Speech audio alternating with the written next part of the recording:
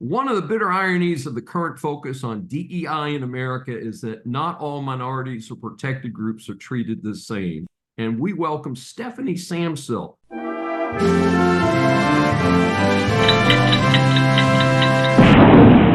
She's a senior at Towson University with a dual major in political science and mass communications. She has a journalism concentration. This summer, she is interning at the Heritage Foundation's marketing department. As an intern Capitol Hill reporter with the Media Research Center in 2022, she wrote more than 40 published news stories and questioned numerous members of Congress, including Senators Ted Cruz and Chuck Schumer. She has numerous articles and other publications. I became familiar with her as a result of her op-ed in the Daily Signal.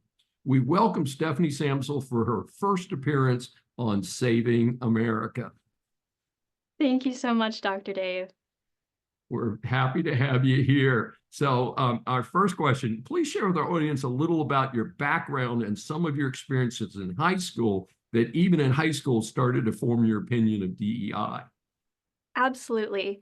So I am a half Asian and half white college student from Maryland. I've attended public school all of my life, both K through 12 and at a public state university currently. I'm a senior. And so I know firsthand what it's like to be in these classrooms with very liberal professors, teachers, students, who all seem to come to this consensus that DEI is a wonderful, great thing that everyone should be on board with. And if you aren't on board with it, then you must be some raging white supremacist. Well, let me be an example that that is not true. Okay, I am against DEI. Not because I'm against diversity or I'm against inclusion. It's more so the middle term that I have an issue with, equity. Because proponents of equity are the first ones to say that it is different from equality, right? It is not enough for us to all be created equal, to all have equal opportunities. What they argue for is equal outcomes, equal representation across the board, no matter your race, gender, sexuality. And so these proponents are ignoring individual talents and individual merit that is the foundation, I think, for the American dream, right? We all want to work hard. We want to earn the positions by our merit and not because we check a box that gives CEOs a pat on the back, they hit their racial quota or their diversity check. It should be because they care about us as people. They recognize our hard work and our character and our merit. So as far as my experience in high school goes, I remember being a senior, applying to these colleges. I used the Common App like everyone else. And so I had approached one of my teachers about what she thought I should write about in my essay, what topic. And she just looked me up and down through a screen because this was during COVID. She looked me up and down, squinted at my face and said, "Have you considered writing about your race in your college essay? Because you're clearly not white." And that baffled me. I was offended because I had known her for a while. I had looked up to her. She knew me as a great writer, and a lot of teachers had talked about how I had a very high GPA. I worked really hard on every assignment I was given. So to be reduced in that moment to my skin color, my status as a non fully white person, at least, like she didn't care about my work ethic in that moment. And she signaled to me quite clearly that these administrators, these people at these colleges cared more about what boxes I checked and what my skin color was as a minority than my accomplishments, my character, that type of thing. So from that moment on, I decided I would speak out about this, and I would do so respectfully, but truthfully. That sounds great. And as you know, we asked 3 questions. Our second question, I came aware of you because of your essay in the Daily Signal. And in that, you reflect on your college experiences. What is your general reaction to how DEI is used in college? So we're talking about high school. Let's talk about college. Sure. I think just like in high school, it does a grave disservice to hardworking students, staff, faculty who work really hard for their research and their credentials. And the reason why I think it does a disservice is because it takes the focus away from hard academics, reading, writing, arithmetic. It takes the focus away from that and places it on, okay, this is how you are oppressed because you are not a white person. And we want you to know that the American dream just won't come as easily to you because you're just not white or you're not male. And that's ridiculous. That's a lie. And we should be empowering students with the truth and with our true history, with hardcore academics that get at the facts, that aren't so emotionally driven and don't pander to identity politics. And so I've been in these classrooms with students who have just shamelessly said to me, just like my high school teacher in a way, you know, Asian Americans today would be nowhere without Black people. I don't say anything.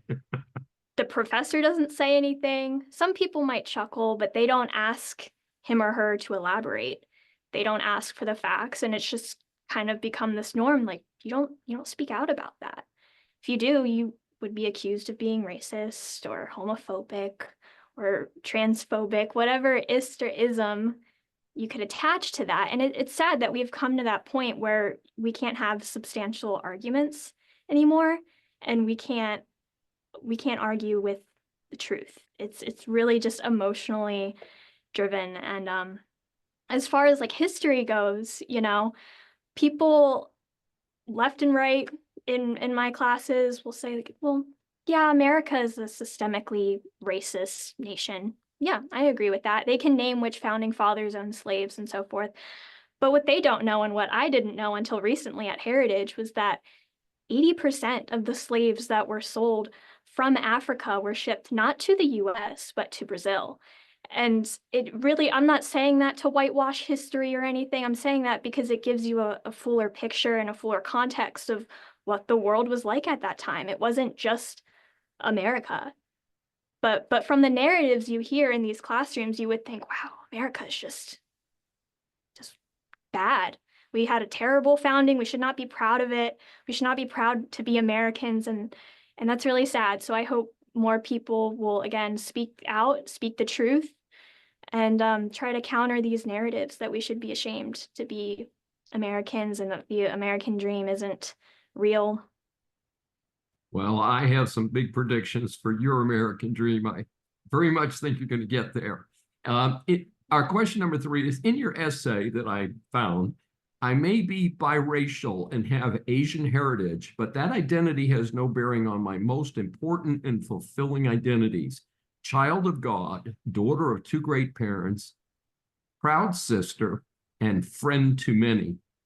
This is a wonderful, powerful statement. Share with our audience what experiences have prompted you to write that specific statement. Thank you, Dr. Dave.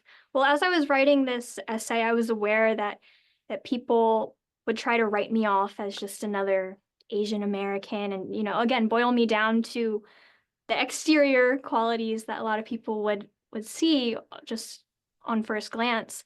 But at the end of the day, we're all human and we're all searching for meaning. And so for me, that meaning is found in Christ.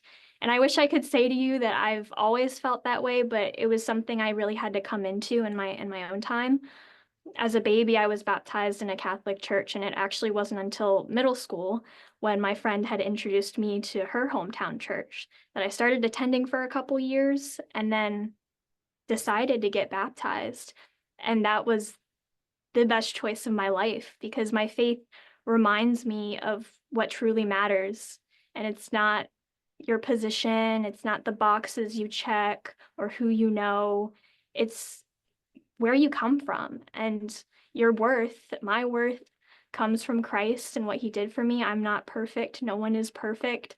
And so it's grounded me on truth and peace when the world is crazy. And there are a lot of headlines and a lot of reasons to be sad, but Christ is what gives me hope. And so I listed my family second because I truly believe I would not be here without them either.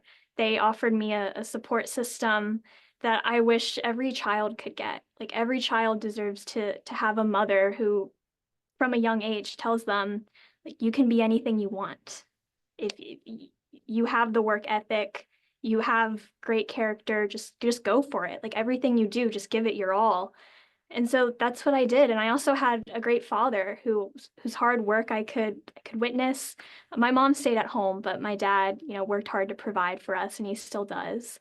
And I remember coming home from school, in grade school, but also in college, where I would be doing homework at the dinner table, and I would just think, man, like, when am I going to use this? When am I going to use trigonometry or so forth? And like a lot of students, I just thought, oh, I'm too good for this or whatever. And he said to me, when I was your age, I also wasn't crazy about school. It wasn't until I got to college actually that I applied myself. And I realized, because I was paying out of pocket, that I was investing in myself. So education is an investment. And even after you graduate, the rest of your life, it should be a learning experience. And so I took that to heart, from a young age, that life is lifelong learning, and that's what it's about. And that's why I care so much about education, and why I want to speak out about this and against DEI. Very inspiring. How can our audience get more information about you and the things you're interested in? Sure. Well, to read my op-ed, you could Google Daily Signal and my name, Stephanie Samsel. But my social media is at Stephanie Samsel on Instagram and at Steph Samsel on Twitter. This is Dr. David D. Schein for Saving America. Please subscribe on your favorite platform.